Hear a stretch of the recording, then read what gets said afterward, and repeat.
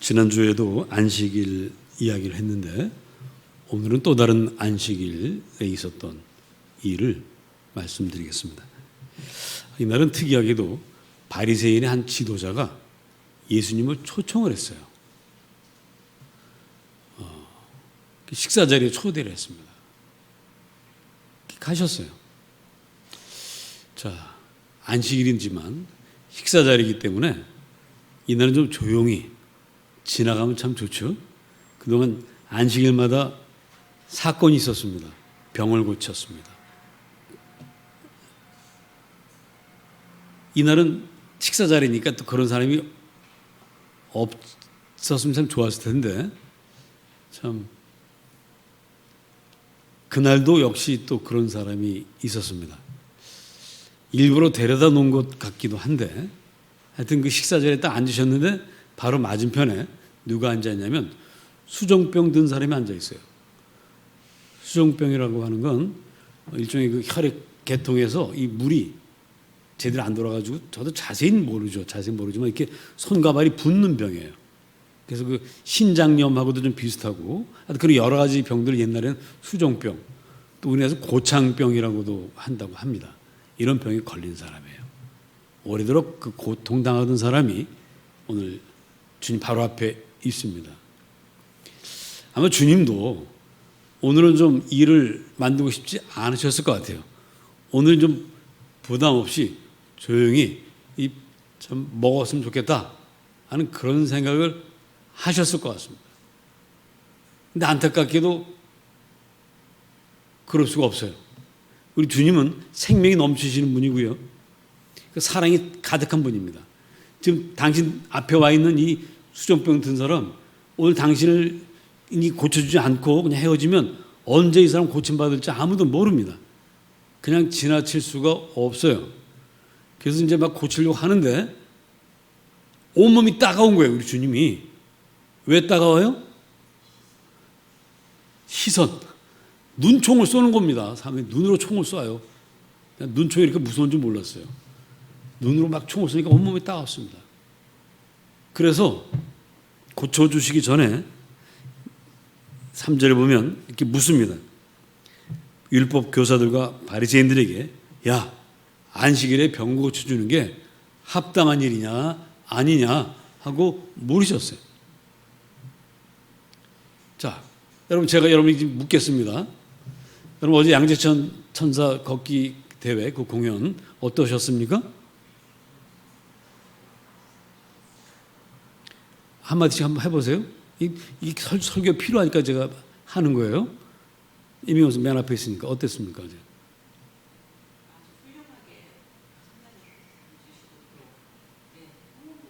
호응도 좋았고, 네, 좋았습니다. 예. 저는 어제 그 시어머니와 며느리가 하는 그 처음에 그게 사람들 막 끌어모으는 게 참 좋았고요. 그리고 향수를 부른 그 아버지와 아들, 그것도 참 좋았던 것 같아요. 누군지는 잘 모르겠습니다만은. 자, 제가 이렇게 물었습니다. 여러분 대답을 하시죠? 그 대답해야 될 의무를 느끼시죠? 자, 예수님이 바리새인들에게 묻습니다. 율법 교사들에게 묻습니다. 안식일에 병을 고치는 것이 합당하냐, 합당치 아니하냐? 그럼 뭐라고 대답을 해야 되겠죠? 맞습니다. 맞긴 하지만 오늘은 좀 안 하시면 안 됩니까? 뭔가 대답을 해야 됩니다. 근데 성경에 보니까 아무도 대답을 안 해요. 왜 안 할까요? 아니, 하나님이 사람에게 묻는다고까지 하지 않더라도 이미 예수님이 어떤 분입니까? 예수님이 가르치면 바리새인과 달리 권위 있다고 그랬어요, 사람들이. 그리고 병든 사람을 그때그때 다 고치십니다. 기적을 일으키세요. 보통 분이 아니에요. 그런 분이 여쭤보면 대답을 해야죠. 대답을 안 합니다.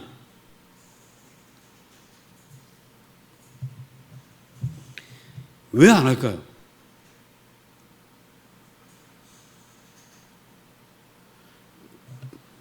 자, 그래서 우리 주님은 일단 4절에 보니까 그들이 잠잠하거늘 예수께서 그 사람을 데려다가 고쳐 보내셨어요. 그러면서 이제 하시는 말씀이 우리 지난주에 들었던 말씀과 비슷하게 소금물에 빠졌으면 안 건지겠냐?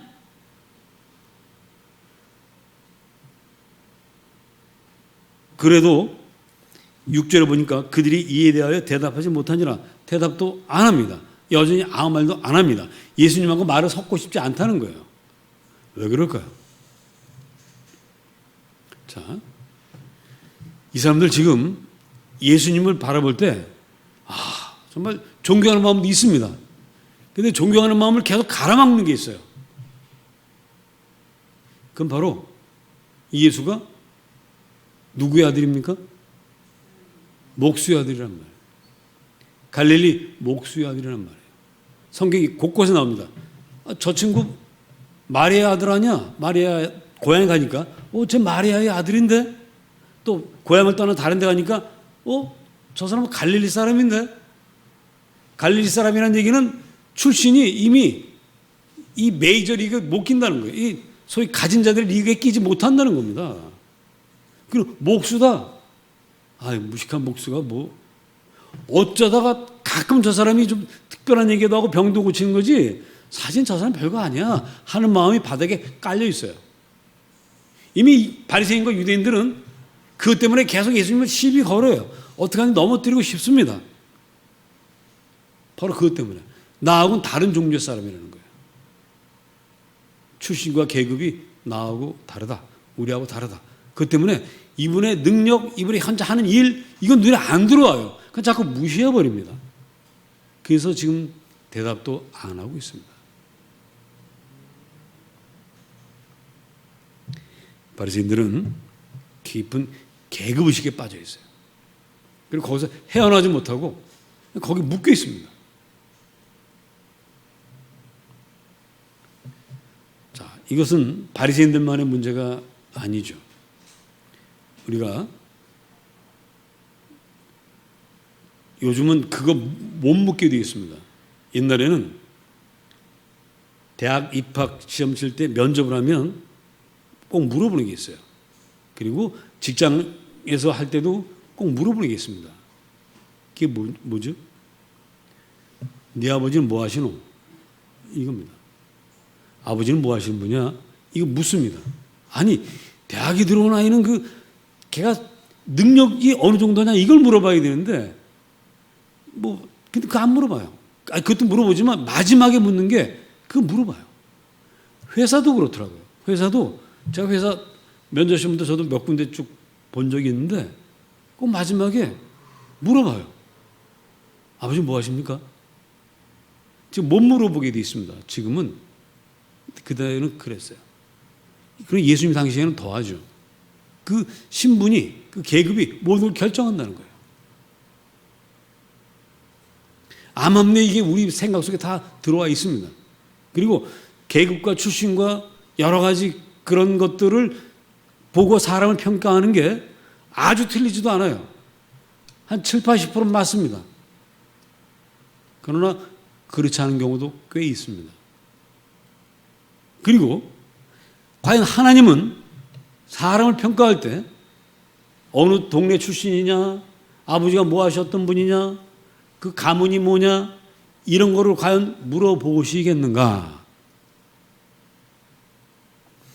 하나님께서 그것을 옳다라고 좋은 일이라고 말씀을 하시겠는가? 하나님은 모든 사람을 하나님의 형상대로 만드셨습니다. 하나님 우리를 만드실 때는 계급과 차별을 허락하지 않으셨어요. 다 똑같은 하나님의 사람으로 만드십니다. 그런데 인간이 그 짓을 하고 있습니다.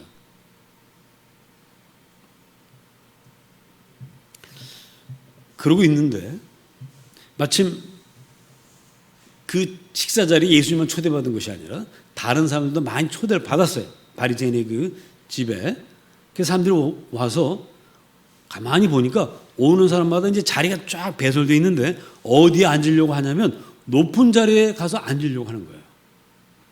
높은 자리는 어떤 자리냐면 어제 여러분 양재지 선서 걷기 대회 앞에 무대가 있고 높은 자리하고 낮은 자리가 있어요? 없어요?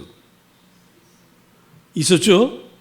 그건 이제 그야말로 무대에서부터 같은 높이냐 아니 저 높이냐 그 차이지 그 어떤 신분의 차이를 가져오는 건 아니죠. 오히려 거기서는 저 아래 낮은 자리가 사실은 제일 좋은 자리죠. 음악회 가면은 제일 비싼 자리가 어디예요?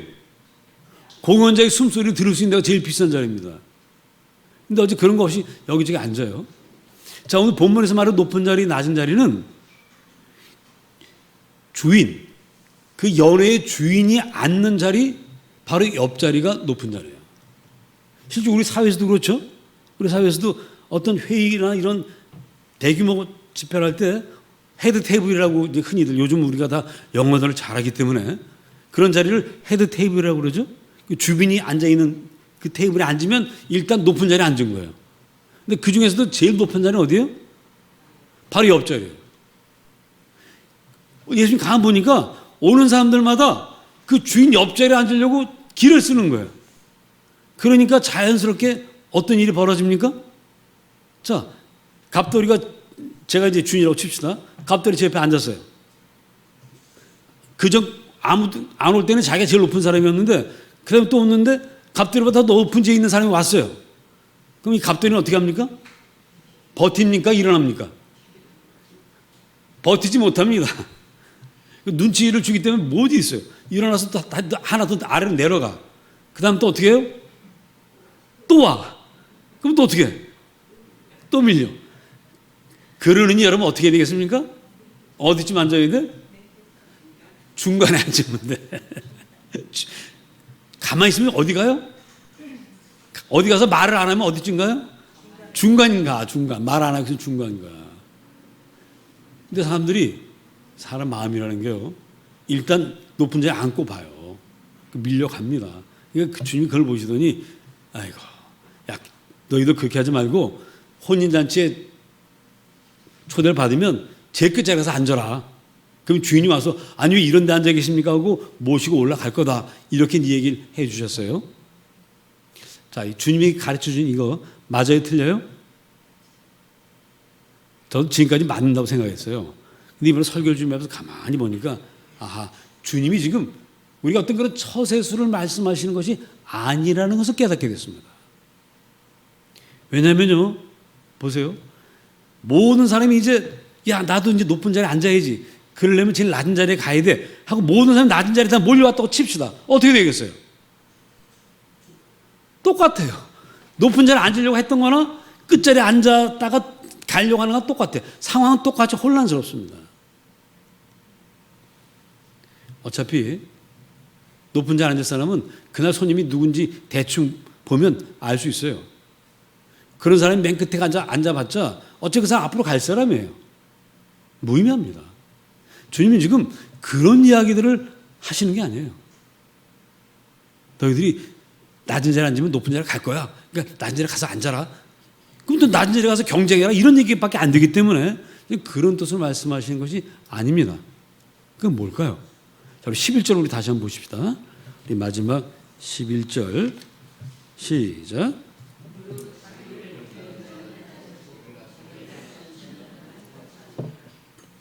자, 또 같은 얘기 같은데 약간 다릅니다. 낮아지고 또 높아지리라. 이 낮아지고는 마치 현재를 얘기하는 것 같지만 이것도 역시 미래입니다. 현재 자기를 높이는 자는 미래에 낮아질 것이고 현재 자기를 낮추는 자는 미래에는 높아질 것이다. 이런 뜻입니다. 그리고 이것은 누가 하시는 일이죠? 하나님이 하시는 일이에요. 하나님께서 지금 자기를 낮추면 나중에 높여줄 거야. 그러니까 너희들 낮아진 상태에서 살아. 자꾸 높아지려고 교만해지면 하나님 나중에 낮추시니까 너희들 그러지 말아라. 미래에 관한 일입니다. 근데 성경 전체를 보면 이사야서 40장 4절을 보면 이런 말씀이 있어요. 모든 골짜기는 어떻습니까? 낮은 곳이죠. 푹 패인 곳인데 모든 골짜기는 메워진다고 그랬어요. 골짜기가 높아진 거죠. 그리고 모든 산과 언덕은 낮아진다고 했습니다. 그러니까 하나님께서는 미래에는 지금 인간이 만들어 놓은 계급과 차별 이런 걸 다 없애버리고 모두를 다 평등하게 만드신다. 다 똑같이 만드시는 거예요. 그러니 높아지려고 할 것도 없고 낮아지려고 할 것도 없고 그냥 네 형편에 그냥 감사하면서 살아라, 이 말씀을 하시는 것입니다. 그런데 이거 자칫 잘못 이해하면 그러면 뭐 다 똑같은 거야? 획일적인 거야? 그런 뜻은 또 아닙니다. 자, 여러분, 주보 제 설교문 거기 첫째, 둘째, 셋째, 네 번째 단락 오른쪽에 있죠. 자, 역할과 사명은 다르지만 가치에 있어서는 다 같다는 그런 뜻으로 그렇게 다 같이 만드신다는 얘기입니다. 거기 지체는 많으나 이 말씀이 있죠? 거기 같이 읽습니다. 시작. 지체는 많으나 몸은 하나라. 눈이 손도로 내가 너를 쓸 데가 없다 하거나 또한 머리가 발도로 내가 너를 쓸 데가 없다 하지 못하리라. 그뿐 아니라 더 약하게 보이는 몸의 지체가 도리어 요긴하고 우리가 몸에 덜 귀히 여기는 그것들을 더욱 귀한 것들로 입혀주며 우리의 아름답지 못한 지체는 더욱 아름다운 것을 얻느니라. 그런즉 우리의 아름다운 지체는 그럴 필요가 없느니라. 오직 하나님이 몸을 고르게 하여 부족한 지체에게 귀중함을 더하사 몸 가운데서 분쟁이 없고 오직 여러 지체가 서로 같이 돌보게 하셨느니라. 이런 뜻에서 모두가 같다는 거예요. 그리고 우리 몸도 보면 여러분 손이 귀합니까? 발이 귀합니까? 다 귀하지만 사실 손 냄새 난다고 막 뭐라고 그래요? 발 냄새 난다고 뭐라고 그래요? 손 냄새 난다고 뭐라는 사람 없어요. 발 냄새 난다고 뭐라고 그래요? 발을 약간 좀 맨 밑에서 땅 밟고 다닌다고 좀 약간 우습게 알아요. 근데 가만 보면 세상에서 가장 우리 몸에서 가장 많이 보호받는 데가 어디예요? 발에는 양말을 신기고요. 또 구두를 신깁니다. 여성분들이 자기 몸 치장하는 것 중에서 가장 비싼 돈 들어가는 데가 어디예요? 뭐 가장 비싼 건 아니지만 그래도 신발, 여성들이 신발 괜히 신경도 쓰시죠? 그 신발이 이쁜지 안 이쁜지도 굉장히 신경 쓰시고요. 발이 그만큼 요긴하니까 이게 대접받는 거예요. 대접. 그런 뜻입니다. 그런 뜻이에요. 이 귀는 사실 이거 뭐 그냥 여기 있는지 없는지도 모르잖아요. 그러니까 귀를 돋보이게 하기 위해서 여기다 뭐래요? 귀걸이 하는 거예요. 이게 다 무의미한 게 아닙니다. 다 이유가 있는 거예요. 하나님은 그런 뜻에서 너희는 다 같다. 차별하지 말아라. 출신과 계급 이런 걸 따지지 말아라. 이 말씀을 하시는 것입니다. 그리고 실제로 우리 주님은 모든 사람을 가장 높은 자리로 이끌고 가세요. 사실 여러분들은 다 지금 높은 자리에 앉아 계십니다. 자, 어제 양재천 공연 우리가 다 함께 봤는데요. 여러분 양재천 공연장 가면 높은 자리, 낮은 자리가 식별이 돼야 안 돼요. 식별이 안 되죠. 왜 안 되는지 아세요? 보통 교회에서 무슨 행사를 하잖아요. 그럼 높은 자리가 있어요, 없어요?